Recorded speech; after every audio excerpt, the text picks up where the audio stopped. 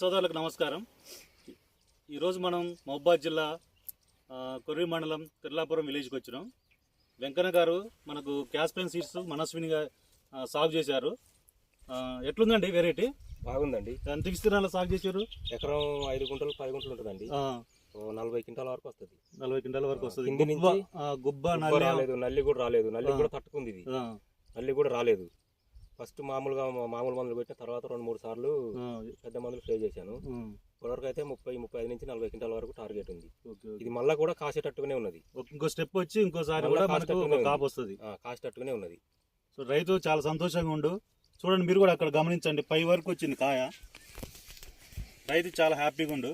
ఇంతకుముందు ఎన్ని సంవత్సరాల నుంచి మీరు సాగు చేస్తారు? మేము ఒక 15 సంవత్సరాల నుంచి సాగు చేస్తాను. కానీ ఇంట్లో తోట అయితే ఎప్పుడు చూడలేదండి.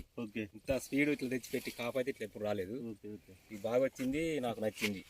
వచ్చేసారి కూడా ఇది 3 ఎకరాలు నేను అదే పెట్టేస్తాను. అందరూ రైతులు చెప్పాలి, తోట రైతులు బాగుంది. కాయ గానీ, కలర్ గానీ, కాపు గానీ, కాయ సైజు బాగుంది అంటారు. ఇప్పుడు రైతులు కలిసి చూస్తారు 35 నుంచి 40 వరకు టార్గెట్ అని చెప్తారు. అందరికి నచ్చింది రైతులకు? రైతులందరూ చూస్తారు. మిగతా వెరైటీలతో పక్క తోటలు చూడండి, గమనించండి. మిగతా వెరైటీలతో పోల్చుకుంటే బాగుంది. నల్లి అటాక్ అయింది పక్కన తోట.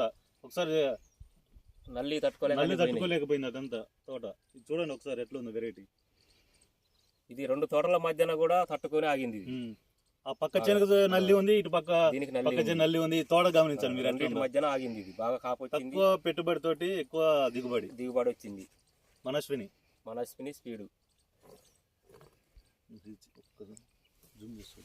చూడండి ఒక్కసారి. పై వరకు వచ్చింది కాయ, కింది నుంచింది.